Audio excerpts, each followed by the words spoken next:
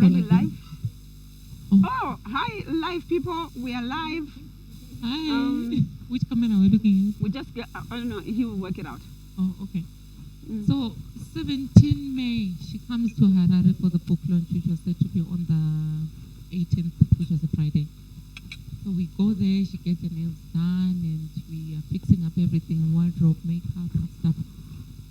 So on the following day is the 18th, and then she didn't realize how many people were going to be there. Uti, there's going to be actually a lot of people. So when we get to Batanai Gardens, there's like 40-something people. I think that's when it dawns to her, Uti, actually this is happening, like you've written a book. And also she had seen the 100 copies in my house, the first 100. So when she looks at them, she says to me, "You've actually written a book." I said, "Yeah." And then she says to me, "When did you start writing?" I said, "In 2015." And then she says, "How?" I said, "I don't know. It just happened." And I was like, wow. The speech which she gave up to now is something that I hold on to and something that has liberated me and shown me that I'm actually validated and I'm walking in a path that God has called me. Even if somebody comes and says, "You shouldn't be doing this or you shouldn't be doing that," when it comes to writing, I know for sure that I've found my anchoring and I've got my mom's support. Yeah, and then the other day at your book launch, you announced that you, should I use the other one? Oh, I'm good? I'm good. Okay. Yeah, I'm good, guys. Don't you start watching?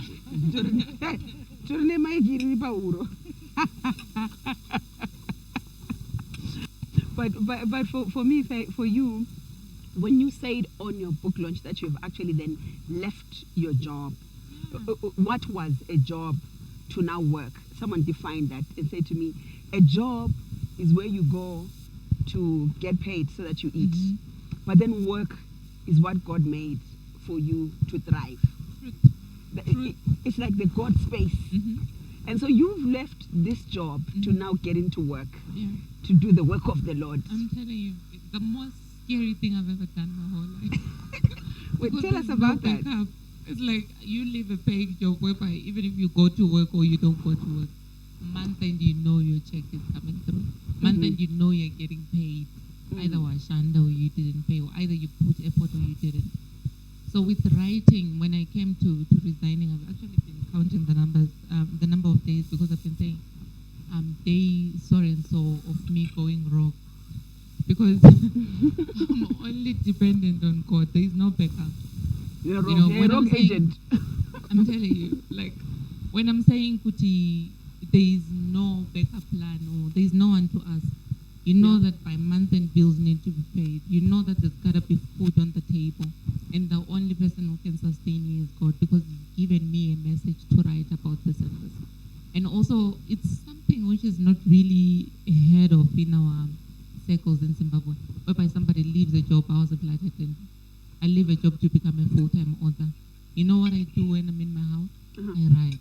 I wake up in the morning, 7 a.m., I clean up the house, I take a bath, I take my laptop, I sit down and I write.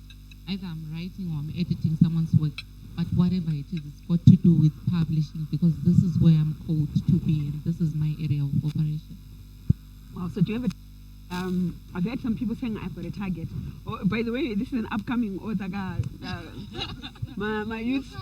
You won't be an upcoming author with 3 books, no?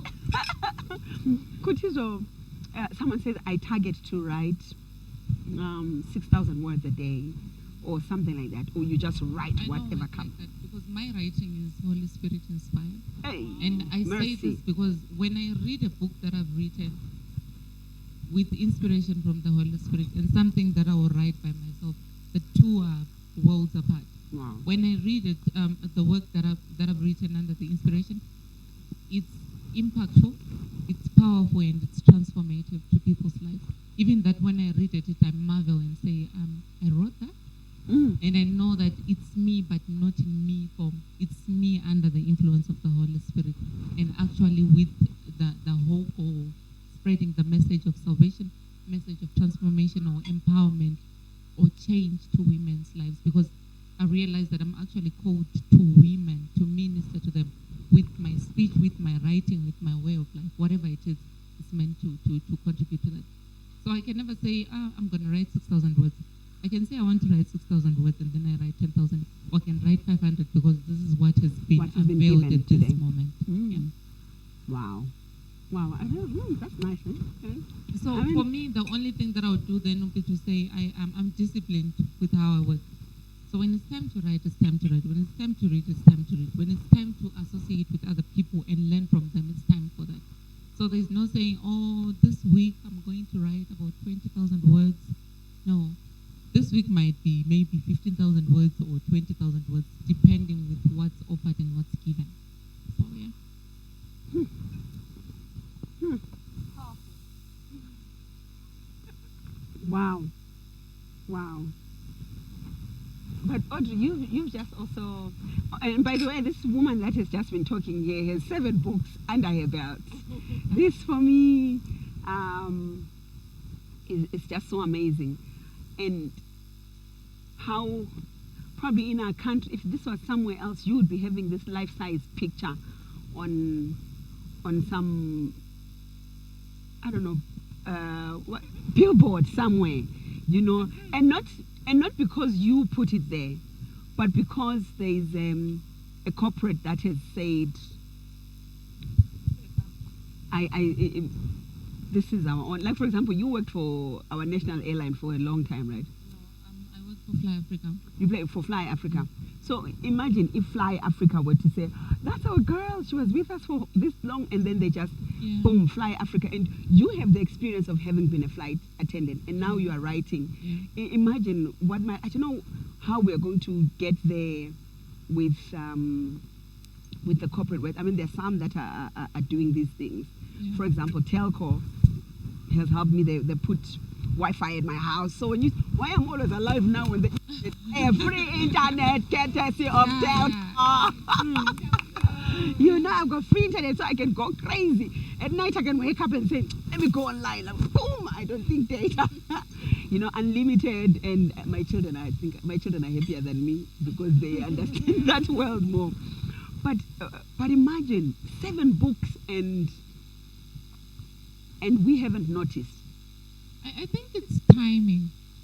Here's the reason why I say so. Look at David. Look at Jesus.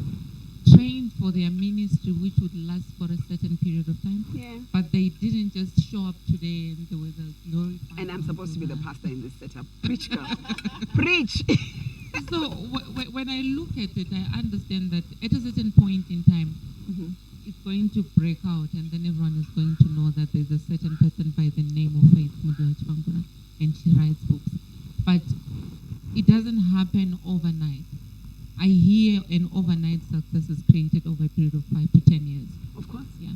So I've been writing books for the past 5 years, and I've been publishing for the past 4.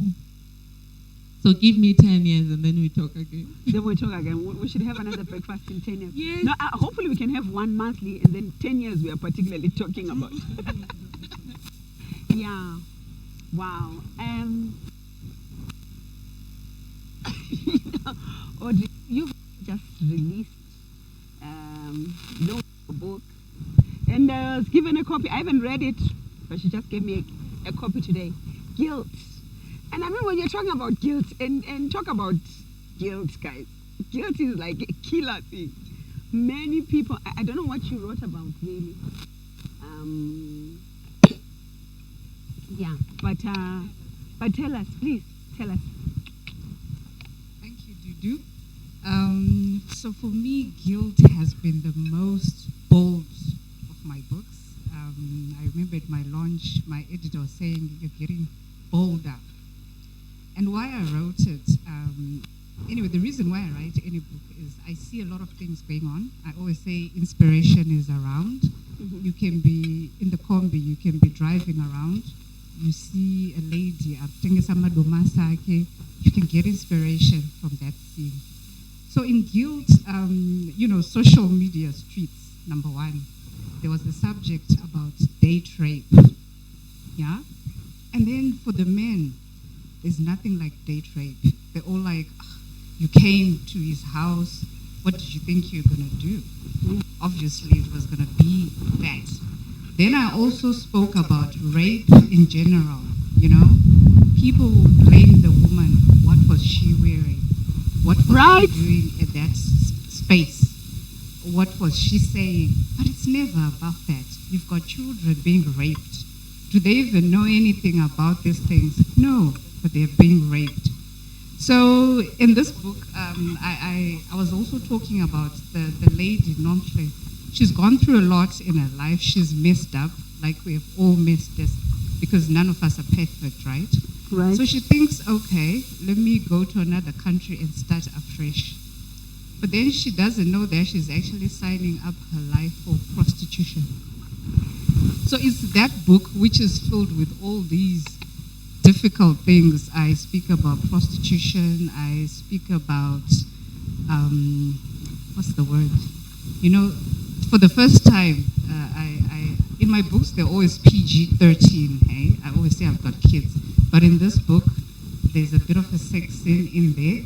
And I'm not just talking about your ordinary one. I'm talking about the other extreme that is being done on the other side, which is very dirty, very disrespectful, and all that. I talk about truck drivers and their so-called escapades. She's given me the word. And meanwhile, as you all know, my books have a Christian flair. I'll put a Christian song in there, like the main song for this book. If you know Torrin Wells, God's Not Done. I heard that song from my daughter one day. We were driving to church. I was like, oh my God, this song. And I just put it there on my guilt playlist. Yeah. An idea that came from my daughter as well. She says, no, Mom, modern authors have a playlist to their books. And then for me... That's all. I didn't know. Now we know. I wasn't modern until now. I'm a modern author. Then I saw Jer earlier on. My dream is to turn one or two of my books into film. Can we have rules? Please, can I act also? So when I write, I have this scene and I want to put it like in a serious form, you know, book one, then we can have a book two, that kind of thing. So that's what I was doing in this book. So it's crazy. It's got a bit of action. From one country back to Zimbabwe, I picked up, one day I was driving along Checheche, you know Checheche? And I was just like, I need to put this little dusty in my book. Yes. Yes. So she runs away from Botswana and then she comes and settles in Checheche and she starts her life again. So I write about that as well. I write about vendors. So I dabbled in a lot of things, but basically, like I was saying, it's a very controversial book. I was scared to actually release it, just so you know. Because I thought people would be like, what the hell? But guess what? I've had people, even the young ones, saying, oh my gosh, that book ministered to me. It ministered to me, etc., etc. So yeah. But now, please guys, don't hesitate to ask questions also. I mean, with the way that you're so quiet, Auntie, she's like, and then now suddenly we're hearing you're writing a fire book like that. Yeah. Isn't that the beauty of writing, that can just allow you to be another person on paper? What? I always say, in fact, now it's actually an excuse of like, no, this is my author's voice. You know, and like you're saying, I'm an introvert, I'm a chihera, so to other people, why are you this quiet, why? But when I started writing, then it all made sense, because when I'm with my books, when I'm with you, my book friends, everything just flows, you know. But throw me in a club or somewhere there, I'm not going to flourish there. I'll be just sitting, you know.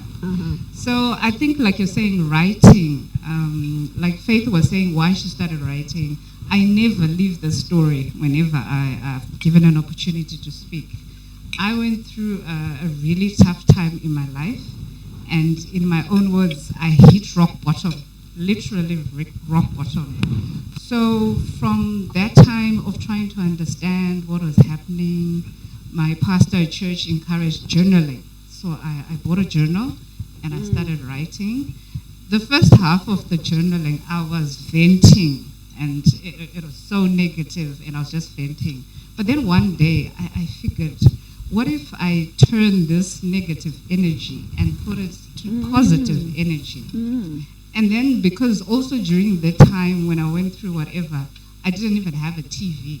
So me and my kids, we were basically reading actual books and on the phone. And then I was reading a lot of books, most of them from South Africa. And I'm like, but these plots, these twists, why don't I write a book about Zimbabweans, with Shona names, Shona settings, and make it into a beautiful love story. And then, so in my writing, I explore religion. Some things I will question and say, why do we do things like this? Right. I'll explore traditional roles, society. Why are you saying a girl from the Grange can't date a guy from Glenora? Who are you to say that? That's appearances or not? And in this, I'm like, isn't God the ultimate person who knows the path of a person? So, right. That's how I write. Some say I'm controversial, but my objective in writing is to entertain, inspire, and motivate. So it always comes from somewhere like rock bottom, then it goes, twists and turns, whatnot, and then at the end, beautiful. My faith ever after, that's what I call it. Wow! Faith ever. Ish, guys. I'm so privileged to be sitting with such greatness, you guys. And it came from, Disney. They've got, they lived happily ever after. So like I said, I've got kids. I've watched a lot of Disney. So I came up with Faith Ever After. So Faith Ever After, it doesn't mean it's rosy, it's honky-dory. No, it's going to be difficult. There will be tests. But because you've got your faith and you hold on to your faith as a couple, as whatever, you will conquer. All right, you wanna say something? Sympathy wants to say something. Well done, Audrey. I always want to say, let's kill people in our writing. Because without writing, we could actually commit homicide, suicide, a lot of things. Yeah. We would be in jail. I always say never waste pain. That's why I'm always advocating like every time, because it's a way of just getting over it. And I want to applaud you, Audrey, for using your pain. Because never ever waste pain. No. Whatever pain comes in your way, never waste it. Because out of it comes so many beautiful songs, bestsellers, a lot more. So when you're given pain, you're given an asset. But sometimes you don't understand, because while you're going through it, you're like, oh, Mari Mandirasa, we say a lot of things. Exactly. But that's something where we have to pray and say, God, open my eyes. What are you trying to show me? David, whom you were quoting, Akanyora, a lot of psalms where he was telling God. Sometimes he was praising him. Sometimes he was saying, Murukupi. Sometimes he was like, kill those enemies. Yeah, exactly. It's all in the Bible. Remember that one in chapter 35, Psalm 35, it says, fight with those who fight with and I love the same as, take care. And I will know my enemies by name. This one, God has just... So ladies, let's write. Awesome. I think maybe just to comment, Sympathy, thank you for the platform that you have, the Writers Women's Platform. When you created it, I was like, oh my gosh, this is so powerful, because she's given a voice to women. So many books have come out of it. Just last week, there was a book launch again. So how many book launches have you had, or how many books have come out of your stable? I think we need to have some statistics, but we're looking at close to 10 since we started. And we are also looking forward to an anthology. Someone's going to be an author soon. Yay! Really? Wow. 3 pages are puzzles. Yes. Wow. And you know what? Earlier on, before you came here, Tsungi was just sharing about her childhood story about a bee. And we were saying that's chapter 1 of your book. So, I've known Tsungi over the years, powerful lady. Every time she opens her mouth to speak, powerful wisdom oozes out. Whenever she writes, whether it's on LinkedIn or Facebook, always positive, always powerful. So thank you for this book. We are so excited and we'll be there at the launch soon. Yeah. To say something about this anthology. I'm actually Yeah, just carry on. He'll fix it. maybe. So I don't okay, I'm a corporate writer. I get published for the annual reports, etc. I do it as part of my job. So I've actually never classified or even had an appetite for fiction as an adult. But as a young girl in high school, we really used to write quite a bit. And I remember us writing to the Gweru publishers, College Press. Okay. Yes, to ask them about how do you get to publish, what does it take, and all of that. Because we were keen to actually get published because we were writing a lot. There's a lady called Prudence Muganiwa, she's also now a published author. Tendai Makavani, she's also published. She's done a few anthologies at continental level. So they went into this pretty quickly and quite seriously. And for me, I read and concern myself more with leadership, self-help, business, because that's the field that I am in. And I draw a lot of relevance from there because that's my daily life. So fiction, I left it in my teenage years, and I pursued art, more than writing. So at some point I was very prolific with the pencil and eraser. And my brother, Taffy, took all of that, because I would sign them, Timati. He took all of that stuff, took it to his boarding school, made a name for himself. Now we know your secret, Taffy. But then he's not the art. He's a musician. He's a musician, yes. So his music side obviously took the best of him. And then I think ever since high school, I then went under in terms of really giving time to my art. But then I then moved on to craft. But my writing was still somewhere in the periphery. And because I went on to do literature, I went on to do humanities, I continued to write. And to the extent that when I was in college, for lack of a better word, I sexified my articles. I want the lecturer to be so interested and glued. Even if I'm not answering the question, they should enjoy what I'm writing. And I remember one of my tutors in social psychology, I don't remember his name, but I remember he was an Albino. He actually did make a comment that your writing is so interesting. I put down your paper and then I say, okay, so at what point did she answer the question? But I would have really enjoyed and been inspired by it. So I have only started, and I've only decided now that I actually want to go into fully fledged writing and actually go into publishing. But I don't have much time on my hands. A question that I have for Audrey, who's also in corporate. I really do. You do have time. Let me tell you, you've got time. So, I was to wait before you go far. When I was in grade 5, this story, my grandfather, my maternal grandfather, who was he was a headmaster, a boxer, an athlete, a businessman. He spoke 12 Bantu languages and 7 international languages. He spoke 19 languages. My granddad, my mother's father. So one time I've come from school with my report and I've won a prize. And he says to me, well done, my girl. So you know your maths so much. I got an award for maths. I said, yeah. He says, so how many hours were you told to sleep a day at school?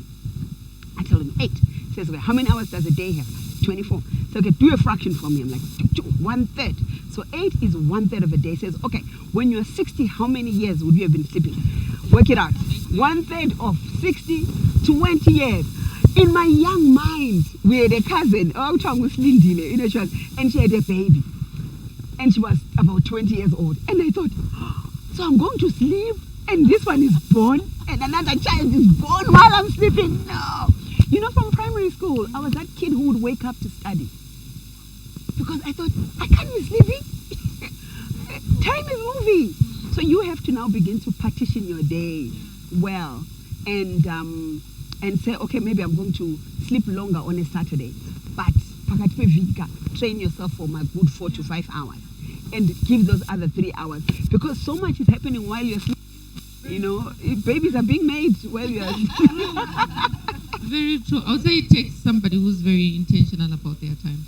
Like when I wrote my first 3 books, I would sleep 2 to 3 hours and then wake up in the middle of the night. From 1 to 5 daily, I was up writing. So that's how it works. I realize that you've got, as much as God has given you the gift, as much as God has called you to it, as much as you've been given the words to actually express yourself, you've got to be intentional. You've got to create time intentionally. It's very easy to get lost on social media. It's very easy to get lost on a phone call, giggle your lungs away. But that's the time that you could be using to write. So when you look at it really, when you knock off, what do? You get home, you take a bath, you hang out with the kids, you sit with your husband.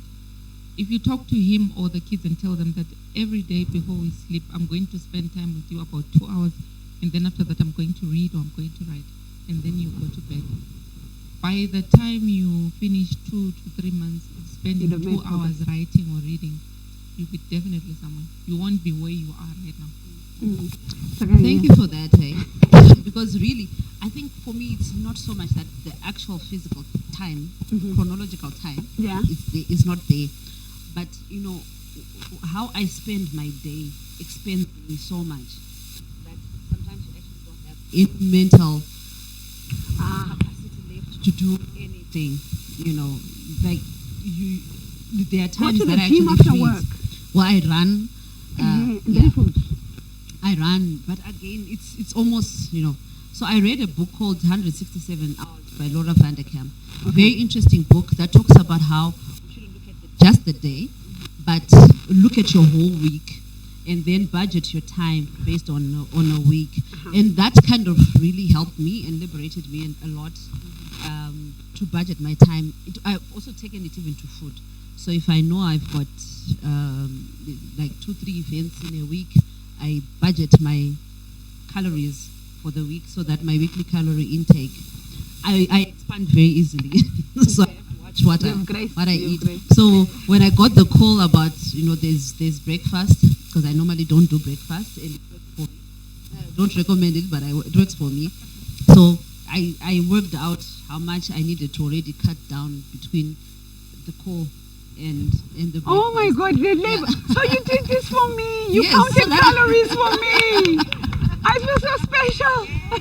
So back to the writing. I really want to thank Sympathy. I almost had just given up that I'm never going to have time for this, and already I'd missed the mark of COVID, because many people started a lot of their passion projects during COVID. Yeah. But in my job, I was part of our frontliner. I think this is something that I think I will actually write about. That we had the medical frontliners, but we had people who actually didn't rest during COVID because they needed to build the business resilience. They needed to support business continuity, and I was one of those people. So I actually didn't have time. I think the best that I did was to do healthy pancakes that I was really fed about. But I last had pancakes during COVID. I didn't actually have so much time. So now that the anthology was there, I was probably the first one to pick. I was like, I'm getting onto this no matter how much it takes. And now I'm just looking forward to my next. I've got book titles and book concepts in my head already. And it's just a matter of minutes now. I'll cut down on my sleep. God help me. Yes. And then we'll pick it up from there. But thank you so much. And we're Dudu. here. We're here. We're the Yes. support one. And Dudu. So I met Dudu the first time when I was in. I just finished. Just before college. All right. So I didn't meet you in person, but I met your album, the one that is got Murangainai. Uh-huh. Yes. So I had a brother who was auditioning to play for your band, and he would come to our house. We had a keyboard, and he would play along to the album. Yeah. So I know that album back to back. Even where you breathe, I know it. But the one thing that obviously struck me was the tooth gap, and how after that people thought I looked like you and Prudence. Gang, exactly. You know. So Mature is your dad. Yes. Yeah. Her dad was my lecturer at College of Music. Remember, that's another thing. He taught me the mbira and ethnomusicology. He was so passionate about his work, and I think I was the student that gave him the most headache. And I'm glad he never said those stories at home. So you have I'm more. sure you say it, but maybe we wouldn't know because you'd say there's this student. He never mentioned names. But so if you were a headache, I'm sure I heard about you. Yeah. But my biggest excitement was when I heard that you are now an author, and also having to now meet you in this other side of the world where we are now adults and all of that.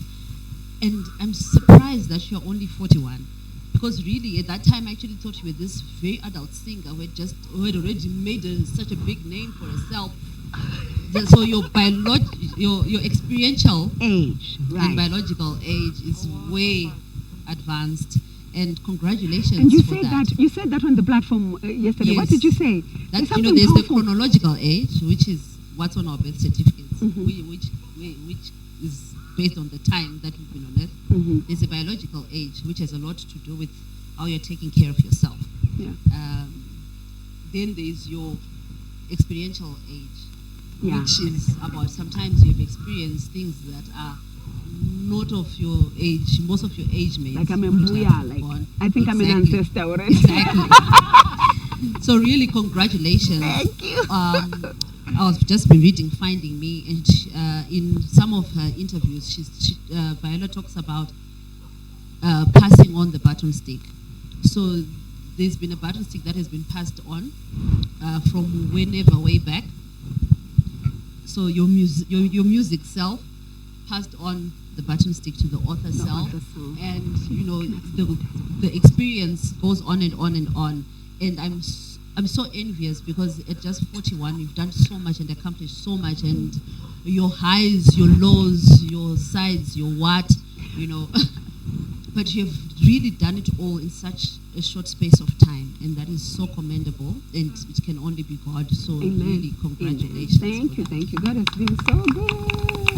God has been so good. I think, when yesterday when you put that comment on the platform, live on the Zim writers, women writers yesterday. Yes, on the platform. I'm talking about the platform. People talk a lot. If you are not there when it's happening, you might miss it. So yesterday in the evening on the platform. No, it's the same platform that we are on. By the way, we are on the same platform. We are on the same platform. That's why we are sitting here. When you made that statement, it just made sense. Right. I was like, right. I just needed someone, to put things into perspective, and how then to ride the wave. I think for most of us, maybe for most people, they are where they are and haven't done much because they've failed to ride on a wave. And I think when a wave comes on, you just have to on it and ride it. If it's going to drop you wherever, it drops you there. If it's and then you pick up from there. And I think just being easygoing is the best thing that any person can do for themselves. Just say, okay, it has come. This is it. What do we do? We can't keep moping around. Let's do something about it. So. Just to add on what you are saying. Just to add on what you are saying, one thing that I've realized is that it's not that we are not capable. It's that we doubt ourselves that we are capable. You have a message, like you're saying, you've had a message, but then sometimes a part of you would be saying, oh, am I going to produce a good book? Am I going to do as the greats have done, the Danielle Steele, I grew up reading Danielle Steele, reading John Grisham. Mm-hmm. every time I look at fiction, my comparison level is at that. Sad. And another thing is that we kill ourselves with comparison. You want to say, oh, I want to write a book, but I want to be as good as she is. No, be as good as you are. As you are. Start where you are. Word. And with the inspiration that is coming, don't go and look for validation outside. When God called you, it wasn't a conference call. It was between you and Him. It was just you and Him in that place, in that room. No, you have to say it again. Wait. Yeah, relax. What are you saying? We have to. Hey. Was it the conference call? It You know was a how when you conference do a call. conference call, you're like Audrey, Sympathy, and No, but Tungi. hang on. How many people give themselves the right to actually comment over our callings as if they were there when we received the Exactly. call? And we also it's allow because them. we allow them. Yeah. And we allow Yeah. them. This problem of going to consult with Tsungi, with Batsi, with Audrey, with Sis Tutu, you know, Uzoti, I'm going to write a book, but then I'm going to take it to Sis Tutu to check if it's worthy publishing. Excuse me. Like I said, it wasn't a conference call. So let me tell you a story. Can I just interject? Yeah. Let me tell you a story about my first album, since you spoke about my first album. When I released Out of the Blue, it was called Out of the Blue because I was just out of the blue. This girl from Bulawayo just comes in. I was working Kwatuku and I saved my money to record my album. So I'm working doing BVs for Oliver. And on this one side, I'm underground coming. Whenever we are free, I'm practicing with the band and recording. So I took my CD to Artist X. Let's just call this Artist X, who was a big name at the time. So I take it to X, and X says to me, "Your song, there's no style. We can't even pick up what you are doing." And then they say the only song that is going to be a success is song number 7. That's Bengimtandile. So that's the only song that's going to be a success. Everything else is a waste of time. Now listen to the response that I was inspired to give. By the Lord. I was not so strong in the Lord, but I think it was my flesh. But now I thank God I responded that way. I said, you got famous after more than 10 albums. You have no right to tell me I'm going nowhere after just my first attempt. You have no right. You have just taken for granted the privilege that I'd given you to ever respect you. Because me coming with my CD to you was to say I respect you as a person who has done well. But you have shown me that you are not worth my respect. Thank you. I will never again come to consult and ask you anything. You are not carrying my oxygen container. I went on, everyone who was there. Excuse me, I've got my own oxygen tank right now. Thank you. I was livid and I said, you have no right. Because sometimes we take for granted, when I come with something to you, I'm saying, won't you partner with God to help for this to come through? Not to tell me why it won't work. Exactly. Don't tell me why it won't work. And that's where we go wrong, because now someone is going to break you. And also the reason why I think I was drawn mostly to self-publishing is because of that. Because when you go to the traditional publishers, they will shut you down. And it will shatter your spirit. It will make you feel like you're not good enough. It will And make guess you what? feel like your message is not. And guess what? I toured on that album for 4. No, hang on. I released it in 2003. I only did the next one in 2007 because for 2002. Thank you for correcting me. 2002. Thank you for correcting me. I'm sorry for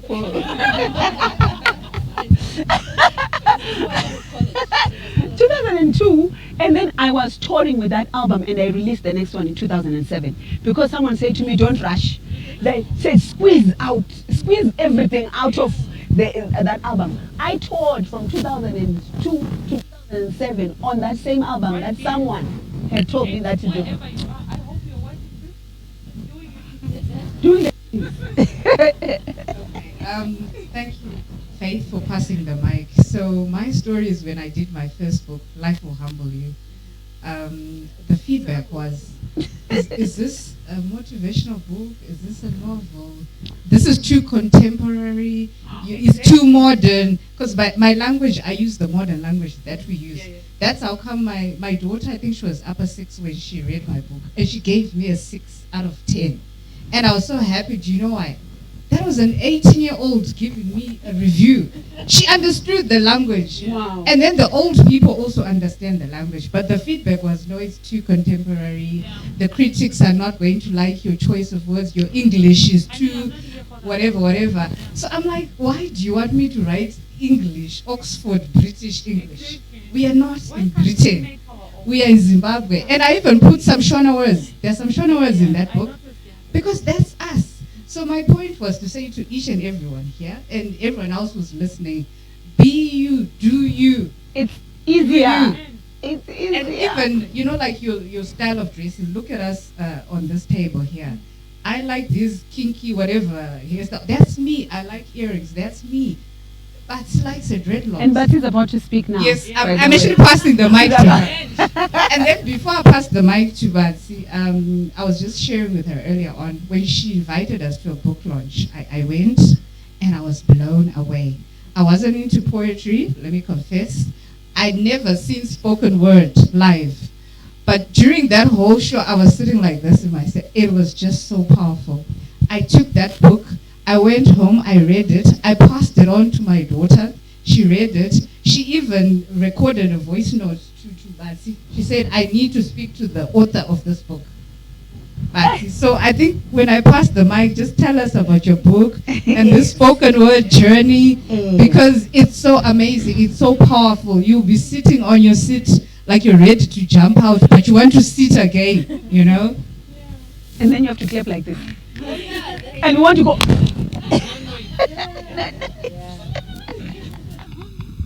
I would. Comrade.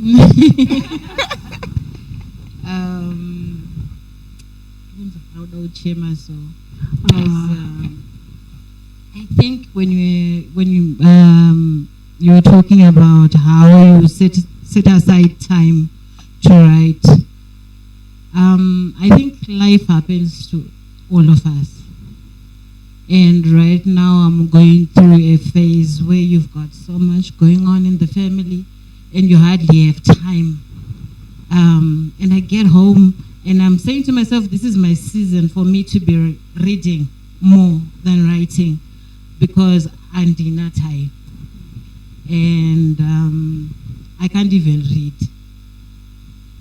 I have a very short book that I started thinking I would finish it overnight, but I didn't manage to finish it because there's so much going on, and by the time you pick up the book and try to read, maziso akutovhara ega akutokotsira. But I think, as you were saying as well, about being intentional, I think in Zimbabwe, vanyori vechidzimai tagara tanga tiri vashoma. And if you look at it right now, it's the women who are leading, who are publishing books, who are launching books, who are winning awards. If you look at Tsitsi, if you look at Violet Bulawayo, if you look at Novuyo, Rosa Chuma, those are all the women who are taking lead in the literary scene. That's right, Chigama. And that's right. I'm sitting next to him. Yes. I am actually. By the way, we love your website. Oh, really? Thank you. I even forwarded the link to my website, guy, and I said, you should check it out. Yeah, that's a thing also. Yeah, that's a thing, because I think I am, from the first book that I published in 2018, I've been surrounded by creatives who have been helping me, lifting me, and there are things I look at and say I would never have done them by myself to this level. Right. And because I am very, very particular about things that I do, because I also want to set a standard to say, especially in poetry, to say we matter as poets. Because poetry in Zimbabwe, to whatever publisher you go to, they'll tell you poetry doesn't sell.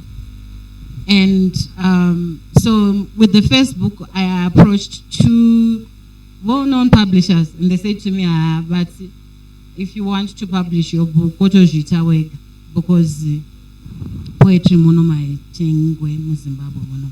Wow. So and you've it done how many was- copies of the last one? The last time I I did- were the 500 I copies. had the first one I did 315, they were sold out. The second one, I challenged myself, I did 1,000 copies.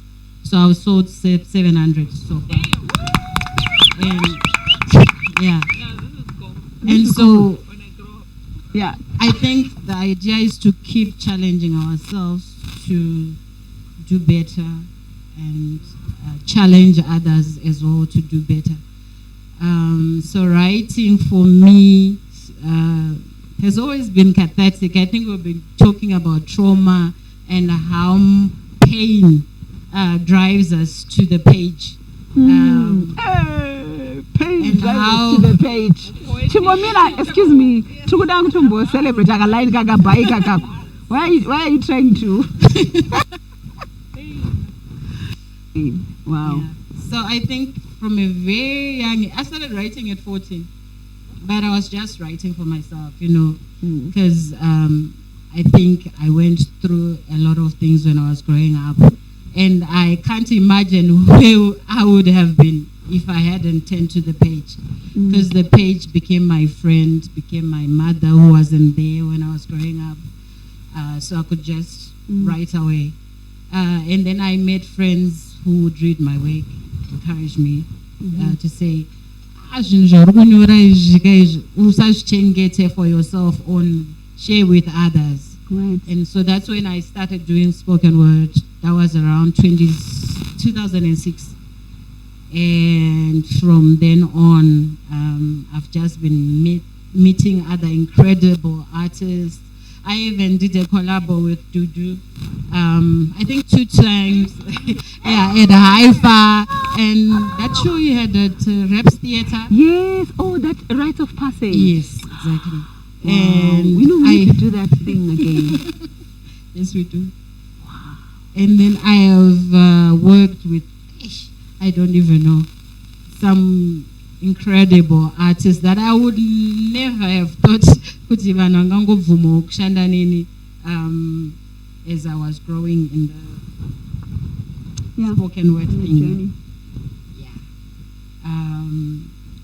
But what I really would like to say is that to have a community like this is important for every writer.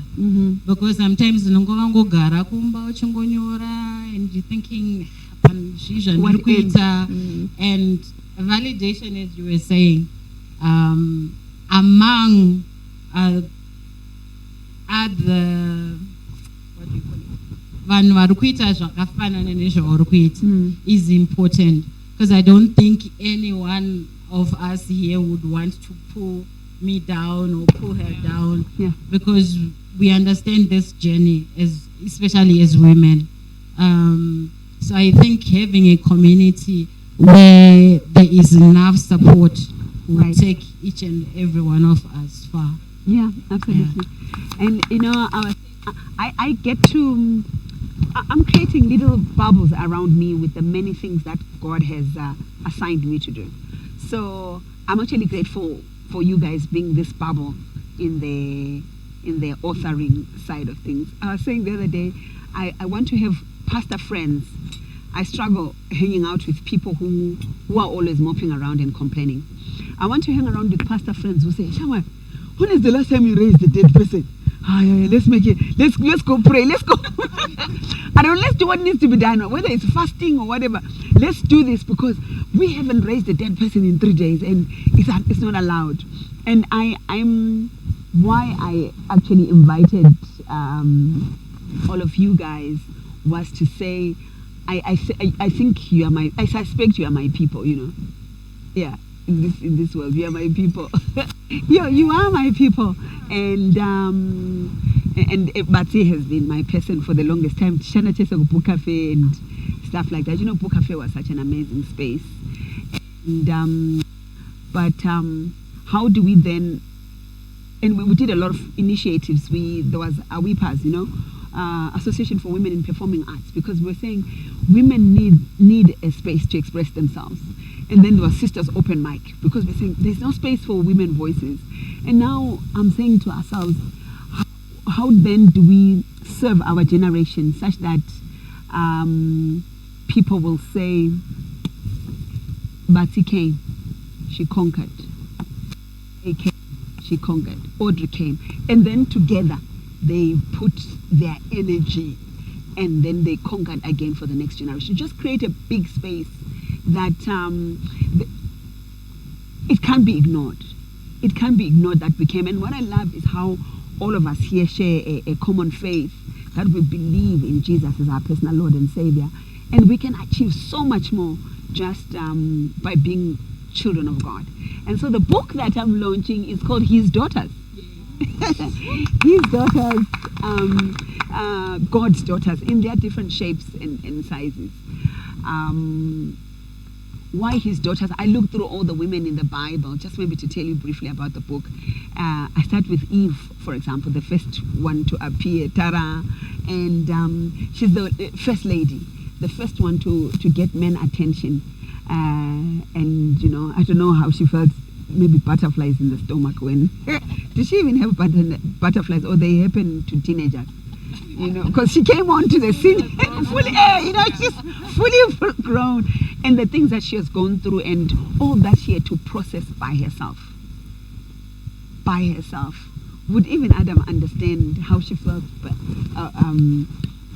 about Cain killing Abel, and then God having to say, Cain, you're out of here, and then now she remains childless. Like sometimes the control that we so want as women, and sometimes we don't have it. You know, when you have given birth to a child, and I faced this being a Matebele girl coming into into the Shona setup,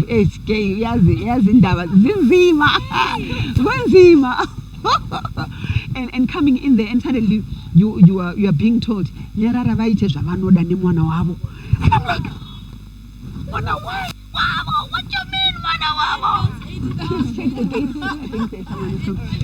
Yes, I mean, it's crazy, and just that world where I can imagine Eve having lost control. Suddenly the child is taken. This child has taken control over the other child and taken him, and God is checking this one. And I don't know how Adam is reacting. If we see someone, this is how things. No, I don't understand. You know, so it's just processing life through Eve's eyes and bringing it to the now. To say, if you put on your shoes, what would you do in a home and your 18-year-old has raped your 10-year-old? And these are both your children. And the law says this is an adult. You can come and greet us. Hey, Sly.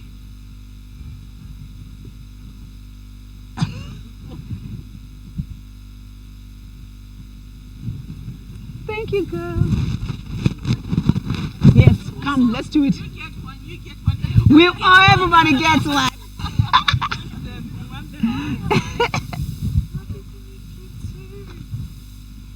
This is. She's the one who cooked the amazing food. This is the woman with the. I turn her It was amazing. That's what I call Audrey. She's covered. I'm younger than you guys. Oh my gosh, now I'll be sending you around. Congratulations. Thank you for having us here. Of course, it's your home. Anyway, Bye. as a civil servant. Oh, your copy. Sylvia, your copy. Jazz? Oh, yes. When are we having your one? Is it personally signed? Sign off. Here's a pen. Wow. Here we go. Pen. And so did you see the table with all these beautiful ladies' books? Can you believe it? Faye has written 7 books. And she's in your garden. She's in your garden here. 7 books. She's the one who wrote these. And then there's you want to say her show? And then this is Batsy, and these are all my sisters in the world of writing. And I'm thinking, This is beautiful. and look at this and the Mufus. Oh my goodness. And this is Audrey and Batsy. And so maybe books and breakfast in your garden. Since you're doing ladies' breakfast, first week, then third week for books and breakfast. Yeah. That would be And I've already done a logo for it, so it has to happen. okay. It's done. Like, yeah. And then You see, now there's a- I there's just a- have to there's a do logo my. there. Books and breakfast. It has to come. Oh, this is amazing.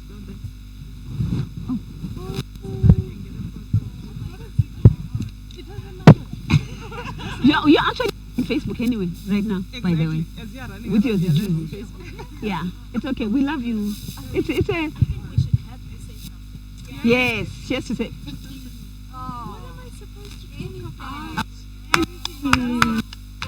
About how much you love us, because we love you.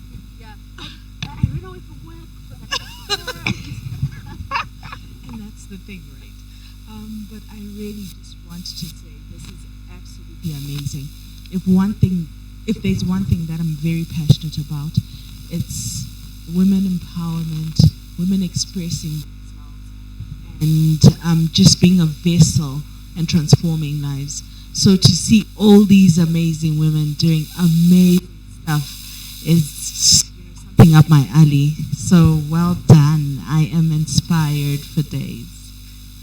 Woo woo! We love you, man. Well done. Thanks, girl.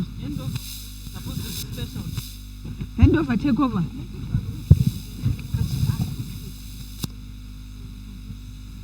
Yeah, too, and then you'll finish the conversation on the phone. Dungeon.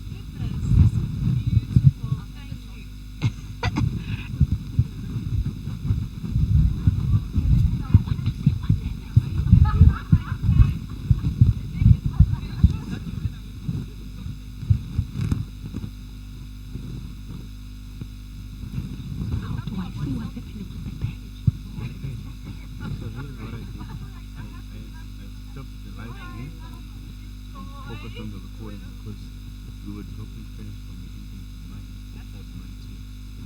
Because so what I'm doing is concentrating on recording. And then And we'll then afterwards, upload it. but I've already told the people on the page. Yeah.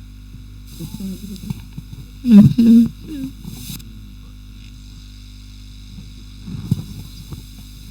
So I wanted to just say to Batsy that whilst The one guy was I don't, found it somewhere. I may have done poetry, but I am proudly a strong consumer of poetry when I come across it. And this is why when I had the opportunity, in fact, all my life in my work, whenever I've got an opportunity to support the arts, I do take up the opportunity, but obviously I'm using somebody else's money. And I've worked with Raised on Bayer. We've done a lot of work together, and I think our first poetry slam is the one I worked with. And, well, the tide kind of changed. And it's something that I'm still interested in. And for me, I always take a leaf from the affirmative action that happened in the music industry when Professor Jonathan Moyo decided that the 100% local content era, I don't know if you remember that, Yeah. it was quite painful to turn on the radio and not hear international artists and then hear our, less good quality content. But what that phase did for us was that it actually improved our content going forward. Right. And I always talk about this in the context when I'm talking about women empowerment, that affirmative action is a phase, and it has to be treated exactly like that. Right. Once there's a point after that phase where we should gather our momentum and own whatever the future holds for us. Right. And this is what the music industry has done. It gave birth to a lot of good artists, who have now continued to give birth and set new standards for the rest of the industry. I mean, even the quality of our videos, I'm sure you'll agree, they've really, and even how we are beginning to attract collaboration. Yes. So this is what I would also like to see for spoken word, whether it's on the page or on the stage. I would love for us to have consumers like myself who, like she was saying, you are sitting at the edge of your chair, you want to jump off, but you want to sit down. You're so wowed.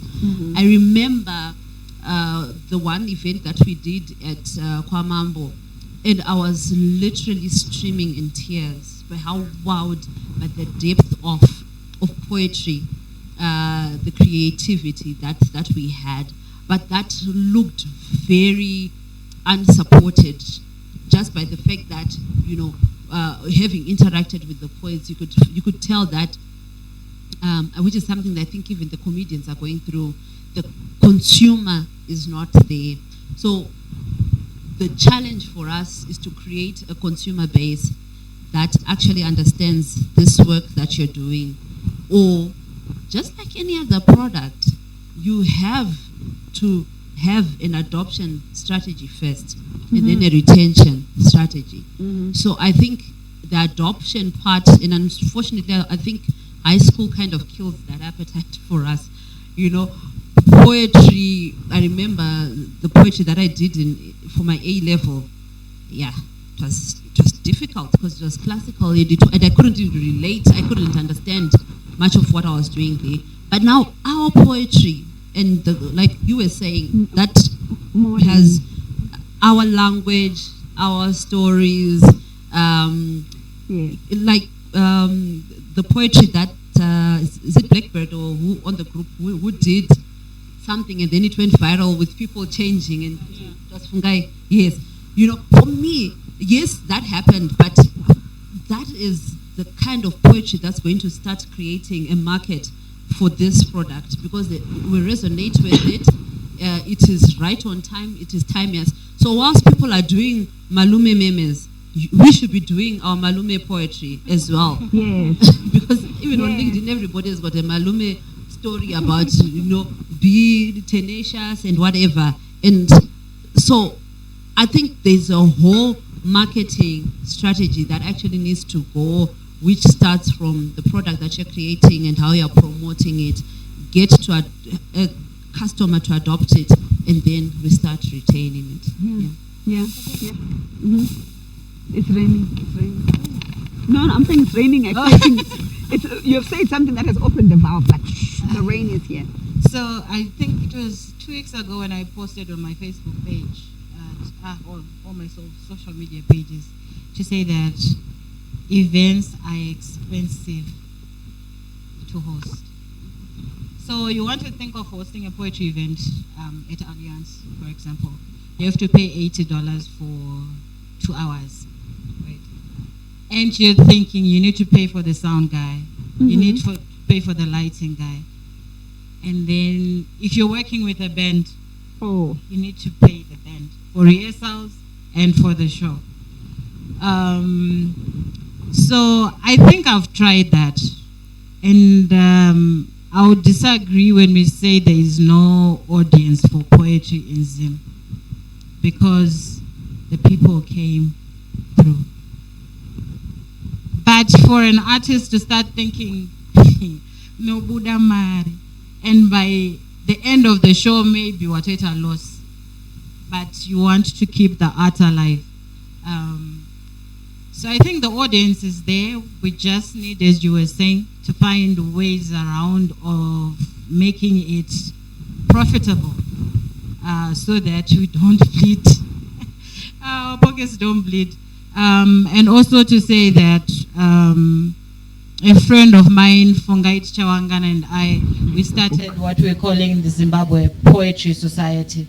I think you've seen, I've been posting about Ipikai. Ipikai is one of the projects that we're running.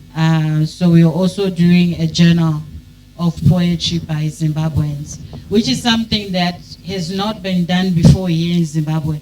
And if you look at it, we are saying, why are Zimbabwean poets not visible to the world? Because if you go to international platforms, you can't find that many Zimbabwean poets. Because I'm sure if they try to look for us on the net, they can't find us. So that is also a project that we are working to try to bring visibility to other poets in Zimbabwe. And I think the issue of not being found, we have the solution amongst ourselves. How do we begin to find each other? I remember there's a story in the Bible, you know, Joseph. He says to his brothers, guys, I won't release this one until you bring the little one. You know? So sometimes even our greatness, for the ones that are so big, your greatness is nothing before a little one is brought forward. Because how do we celebrate your greatness when you haven't raised someone up? I know we were not necessarily raised by anyone also. It's just we are pushing and shoving by yourself. But I think for us to turn that around, we need to bring the little one along and be deliberate to say, at my show, if they get to understand that when Bati comes to say, come up, I want you to be on stage with me, they are not thinking, okay, how much do you pay me? Sharing my stage, being on my stage, sharing my stage with me, how much would you put, how much money is that worth?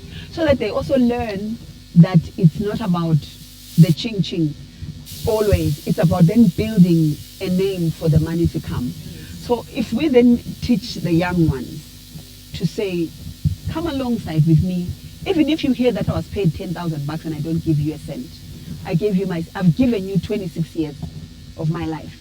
Because I've been in the arts for 26 years. And so when I bring you onto my platform and I say do one song, I've given you so much more. When I left Tuku's band, I went into the band and I said I wanted to be there for 2 years, max, because I wanted to go solo after that. They asked me, so what do you want in terms of at the end, your package? And I said, I want to be an opening act. Don't pay me anything else. Make me open for you on one of the gigs. I want your audience. Yeah, and I didn't get any cent because Debbie had asked, how much would you like us to give you since you're going off, you've worked so well for the past 2 years? I said, I don't want a cent. I want to open, to Ketanle, to Oliver. And I did that at Hellenic Club. The audience was full like this. And then I did my gig the following weekend. Guess what? I did my gig 6 to 9 when Tuku was starting 10. The people who were dashing to Tuku passed through me. Then it was done. And that is very powerful. You know, go for it. That is actually very powerful. Yeah. And for me, when it comes to writing, here's what I've done, very intentionally and very considerate. I've created an under 30 upcoming writers mentorship. Whoa. So I run it twice a year. This is our second year. I run it twice a year and it's free. Not entirely free. You pay with your commitment and your discipline to be in my mentorship program. Wow. So what happens is it runs for 3 months. I post a call for mentorship for upcoming writers under the age of 30. So it came when I was turning 31 2 years back. So then I said to myself, I was going to give back to 30 upcoming writers. So Wow. when that happened, the following year, which was last year, January, the program was supposed to start on the 1st of February. And my young brother died 16 January. On the 28th, we buried him. 3 days later, the program was starting. There was a very strong sense of giving up and saying, I'm grieving my brother, and let that go away and not do that. But the conviction I had from the Holy Spirit and for him giving me the word to saying, I will hold you and carry you through it. I started that, and when we started, there was about 10, 11 mentees. We started that program. The reason why I did it is because when I started writing, no one told me how you write. No one told me the amount of work that goes into it. No one ever spoke to me about that. Some days you will not feel like writing. You would be like, oh yeah, I want to write, and then you spend the whole week in your pajamas just opening the laptop and closing it. I didn't start with a laptop. I wrote with my hand on a counter book. Wow. And then when I first met Pastor Marjorie and showed her my book, she said transfer that into a tablet. For the past 3 years of writing, I wrote on my tablet. All the 7 books that you see me having, I didn't write them on a laptop, I wrote them on a tablet. It's only now that I have a tablet. So it takes the discipline, you deciding to forego the pleasures of wanting to be the person who's made it by starting. Start from where you are. Right. You're saying you didn't want any money to be paid. You could have been given 10,000 to walk away. You let that money go, and then when you decided that you invested so much more because there is no amount of money which can buy that experience and the exposure that you then got. Yeah. So when we do that, we then create a new generation. So for me, over the past 2 years, I've intentionally created that platform whereby we are raising and molding better authors than we will ever be by giving them that space and that exposure, that knowledge that we have. So we are making them stand on our shoulders to see what's ahead, what we didn't see. Because some of the things I'm finding out by myself as I'm going in writing, in publishing, in the exposure that comes with the books, how you handle yourself. So in all this, all the programs as we are creating them, it comes through the training of the craft. It comes through the grooming, how to dress and show up as an author, how to dress And up. you showed up, thank you, ma'am. Thank you very You did. much. How to show up as an author, how to carry yourself and relate to other people. Because I believe there is confidence and there is overconfidence. To me, overconfidence is not attractive. But I'm not saying downplay yourself and become the one who's being seen as meek. No. Show up as your true, authentic self. Right. Express your thoughts, express your feelings in your book, in how you carry yourself and how you voice them. So when we train that, you realize, Kuti, the people who are coming and following behind us, they're molded better than we will ever be. But it's still fine because it's for the better good of the craft. And also having an understanding, Kuti, chinu by giving someone an opportunity to go ahead. A candle loses nothing by lighting another. Sympathy, you've been raring to go. And at least I've been jotting notes because of the program. But I'll say again, thank you for this. And I'm sure it's helping all of us here and all the people wherever. There's something that said when you came for my show on 3K TV. You said, oh yeah, all of you. That was Yes, a we came very together. beautiful that we did. I wish it would be uploaded so we can share and everything, but we'll see. You said something about creating a brand. Maybe you can swap the mic. Which one is better? You talked about creating a brand and you talked about your art being your business. Sometimes we take these things as just another hobby, and that's where the thing is. Passionate about. Yes, you're passionate about it, but it has to feed you. And you know, God gave us all these talents. I believe God gave us 3 things: our head, our heart, and our hand. All these 3 are things that's supposed to bring food on our table. Right. Thank you. Wow. And you know, there's a discipleship program that says, okay, the word to the head, the word to the heart, and now to your hands to actually do it. And that's it. So powerful. You preach, woman of God, apostle, sympathy. Man. So this is like a funnel where all these things are being poured. So I see things are not really, like whatever you're getting is not really, you're not losing it that much. So that when you are 60, you're 70, you're not still groaning and, you know, begging and opening this GoFundMe, you know, to beg for money because you'd have created. And it all comes from a brand. No excuses to say we are in a difficult economy because there are people who are making it. See them in economy akadai also. There are people who have partnered with NGOs. There are people who have partnered with different stakeholders to make it. So we really have to take ourselves seriously. Like what you were saying, could you dress the part? I love Twingie. Twingie doesn't take, I was going to swear, doesn't take nonsense. Sometimes I'm one person who loves results more than the process. And I think I love how we have been working on the anthology. And Suki's like, no, we need quality. But sometimes I'm like, what we want is the result. She's like, quality. Quality so result. Yes, let's take ourselves seriously. But I love your website. Like it speaks to. It's beautiful. Like it's check it mobile out. friendly because most of the times we forget. Most of our consumers use smartphones more than laptops. Yeah, so our things have to be mobile friendly. Mobile friendly. Has to be friendly for the consumer. Oh yeah. And then one Sure, other sure. thing is, let's think, I don't know, is it outside the box or I don't know. Let's break the box. Yes, There's no box. there isn't. Don't be limited. I remember, did I ask you, Ntikati, what's the difference between your poetry and your music? One time when I produced my first book, I was still in school, and it's not one of the fanciest things I've done.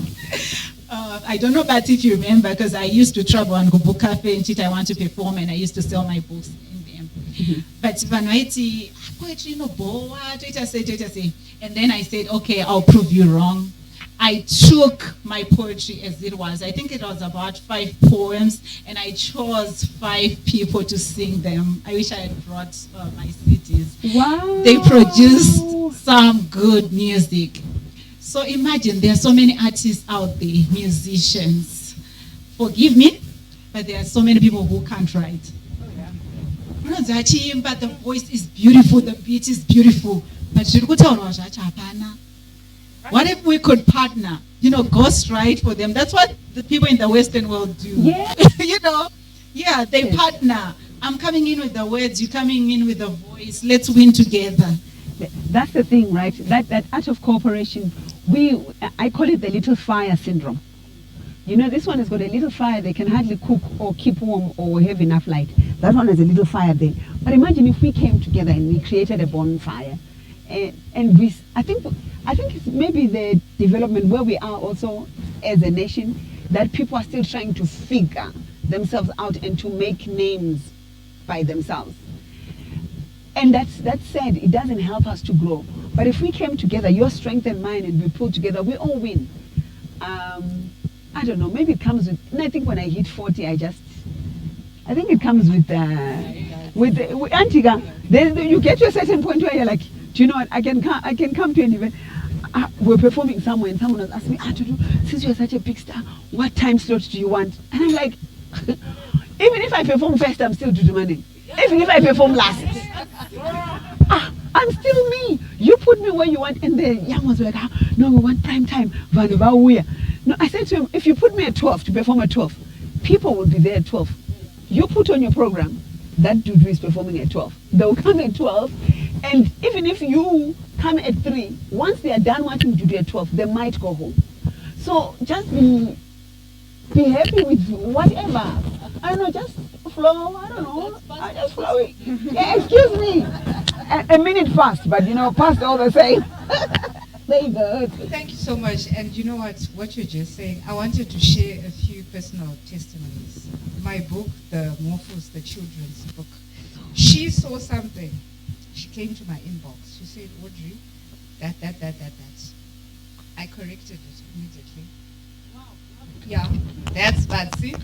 Do I think a week or so, whatever, she sent me messages, verses in my inbox, just strengthening me, And I even confirmed that I was going through, with launches and events, things were not balancing, whatnot. You put out a flyer, and I was praying, and then God says to Audrey, and then I'm sharing it in public because it really ministered to me. Faith, I had done my first book, I didn't even know what I was doing, Like I said, I'm an introvert. I'm like, oh my gosh. We met the one day, we exchanged notes. And that's how come I realized, oh, okay, so I'm not so weird after all. There are also people. Because she's weird, right? Yeah, in my tribe, And then Sympathy Day, she came up with a platform. Before that, it was spoken on Facebook. She gave me a platform to speak. And that was all learning. Tsungi, I've known her for years. We used to be on this group called the Jerrys. She knows my sister-in-law. All powerful support. So like the point you were saying, I think as artists, as authors, as whatever, business people, let's come together, let's support each other. Like what we were taught on the Writers Clinic. If I see a post from Sympathy, even if I haven't read it, I'll just like it. And then put a GIF and say, wow, awesome. Before I've even read it, if I see Bati has posted something nice, or sometimes like a book launch, you share or you lose nothing by what she's saying. So I think that's the most important thing. Dudu. On our knees, yes, bow. Thank you for sharing your platform with us. Okay. Thank you. We are so humbled and we're so honored. And congrats again on your new book. Daughter. Now let's talk about the book. Oh, okay. So we should finish now. We should finish. But she needs to go back to work. To her, you need to go back to your job. She needs to go back to you guys need to go back to your jobs. We are doing work now, but she needs to go to the job. We are working. So I was saying this book has got 30 women that I picked out. And sorry, Tanya, could you please read out the extract? When I went to do the prison visits, on that one, the talk of the town. So the women are in little groups. So there's a group of women called the talk of the town in the Bible. You know, can you imagine what people would say about Delilah? In the wood, if there was H Metro, there is or P Metro or any other metro.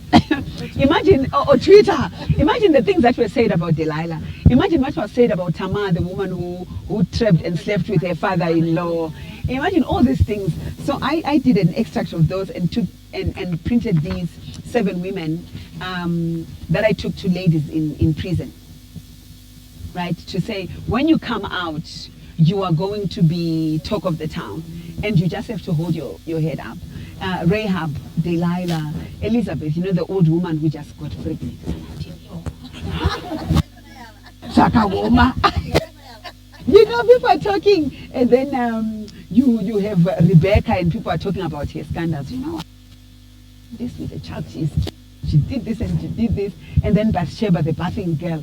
You know, she bathed in the king, you know, and then the king had to, and stuff like that.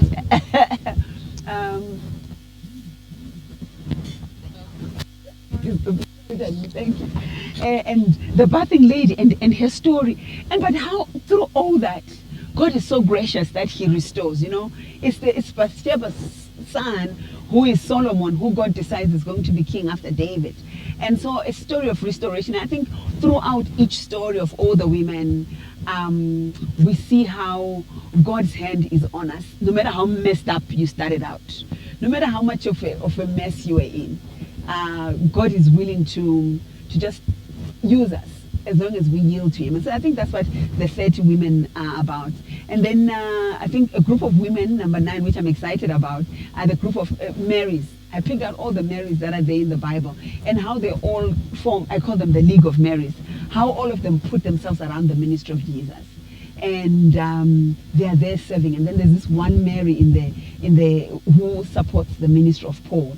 And I said, imagine what we'll do, and I think I made a post about it, what would you do with all the Audreys in the world? If you put together all the Audreys in the world and you decided for all the Audreys, let's put $1 each and go and fund something. How many Audreys are there? So, you know, then the League of Audreys. And then I created a platform called Matuduza. I'm sure you've seen Matuduza everywhere. Tutuzile means a comforter. Matuduza, a comforter. So I created a platform on WhatsApp where I said anyone who's got a name Tanyarazwa, Tutuzile, comfort, and whatever, let's join together and see what legacy, and stuff, what can we do together? A legacy project that we can do together as comforters, because Marys put themselves around the ministry of Jesus and they did something. So it's yes, the soccer trap. That's why, you know, I had to remind you on your invite. Yes, that's why I had to put it specifically on your, and that, by the way, that's what ended your sport here, that you are from the soccer tribe. So if you drop it, you might yeah, to say, you know, yeah, I mean, that was so profound what you did, the 300 and something smiles back then. You know, it's with the Saka. What are the things, I mean, for me, it's what are the things that God has given us that we should ride on and use? What are the things that can pull us together? I think most of the times we're looking, we sit and we're looking at, oh, what's wrong with this one? I can't be. We don't sit to say, what do we have in our Saka can bring us together to do something big in the country. This is the Saka tribe, this is the Saka-less. You know, yes. And so the problem, we get into a room where like, oh, these are the Saka-less. We don't talk with the Saka. But we forget to look at what are the things that bring us together. Yes, what are the things that, I mean, I've seen groups where people are together because they have natural hair. And the other day I walked up to a lady who was sitting there and her sister locks looked so beautiful, and I went to speak to her and I'm like, your sister looks are so amazing. And we started talking, and guess what? We found out we're both worshippers. She's about to get married to a pastor. It's like I actually will need mentorship as a mom fundisi. And then the next thing we discovered this and this and this and this. And now she saved my phone as a little sister, and she is, and we are reaching out. Where did we start? Hey girl, your sister look good. You know, just to start from what we have in common. And we have in common that we both have love for books. Let's build from there. And as we walk that journey, we will find out that, did you know that this and God will begin to reveal, but he can't reveal to us when we are still disjointed. And unity is the key through which God flows. And I'm so grateful for you guys coming out today to come and celebrate this with me. I didn't even know what I was doing, but I know this book has had so much warfare. I've been trying to release it since 2017. Yes. And all sorts of things. It was lost one time in the machine, and I started all over again, and then this then happened, and then that happened around it. And today we are sitting here to just say, okay, thank God that the book is finally out. So you are part of my victory chant in celebrating what God has done for me. And I think it needs to come out so that somebody picks it up and reads the story of Mary and says, I am not weird after all. I'm not in too much trouble after all. I'm going to come out. And I think many people die in their trouble because they think they can't come out. But that story of hope that we can then tell them, yes, you can come out. And I think this is, sorry, he is Lord. Sorry, Jesus is Lord. And it's been quite a journey. And so let me tell you something interesting. The book, the book is just walking in right now because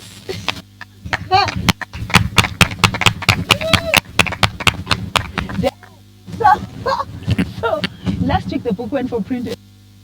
Crazy. And now it's here. Dada,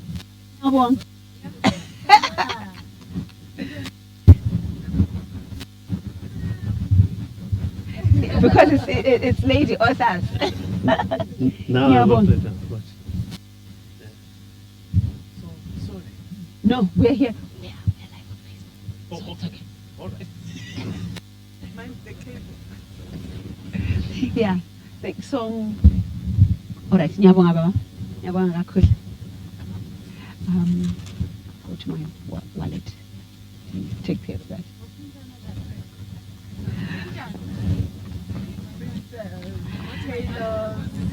So we can pause for a picture.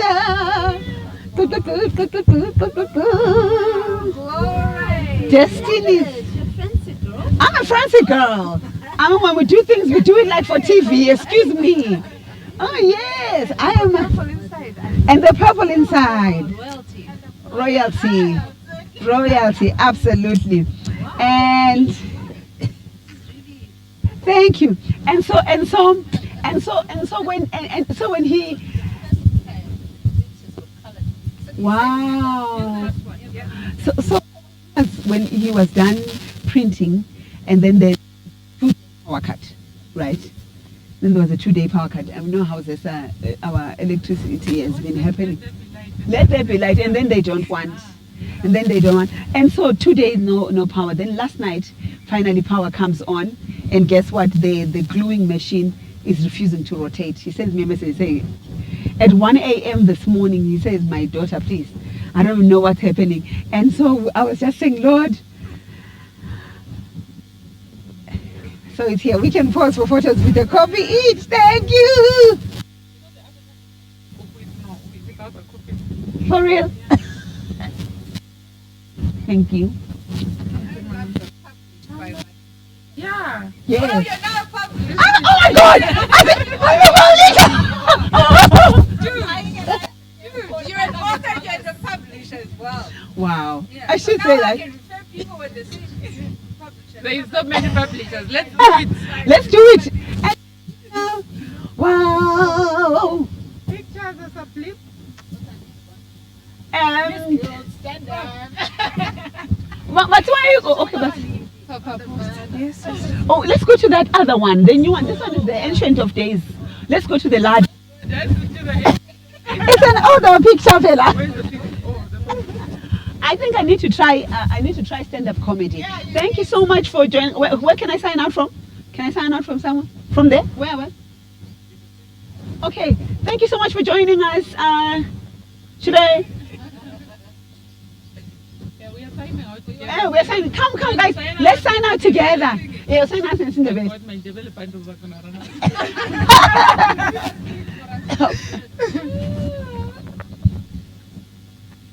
It's here. Wow, thank you so much for joining us. I don't know what, I'm sure you picked up something useful in our conversation, but we know we had very good breakfast. Thank you, Kutenda Creations, right? It was very good. Thank you, Sly.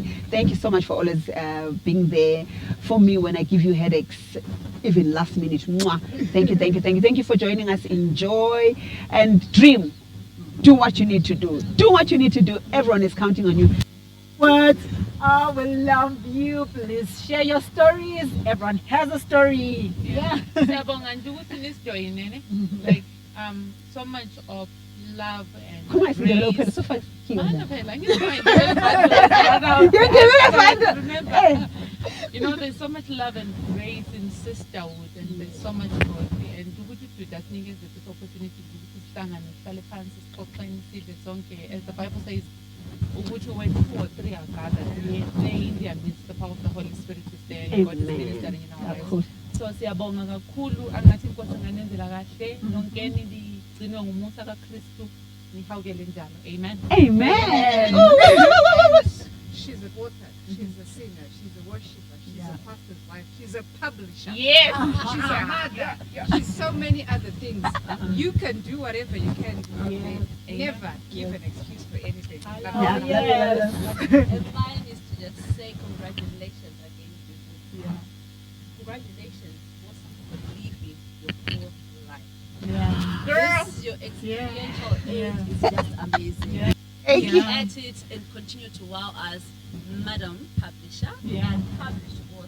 Right behind. Hallelujah. Thank you. And please check out the books from my sisters. Check out the books from my sisters. And I know our tech guys are going to go to that table and show off all the books that my sisters have written. Bati had to step out, but we love you. Shout out to you, Bati, and all the great work that you're doing. God bless you. And another thing, this book is available on Amazon in all Oh, the yes, other yes, books. yes, yes. And also all of us have got books available On Amazon. Check us Yeah. out. This book is available on Amazon. You put it on Amazon. You did. You put it on Amazon for me.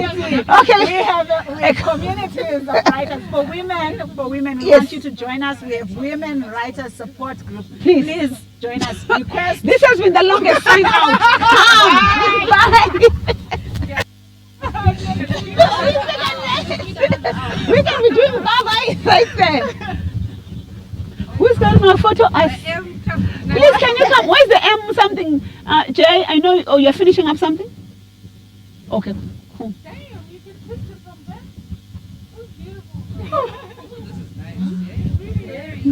Over to do Iowa. This was nice. Yes, okay. So that I'll shoot and Tandy, please come. You can finish that later, mommy. Come and camera photo picture us. The front camera is not on Oh, and look at you picking yourself up on the ladder there. Ish. One red thing. Oh my, thank you.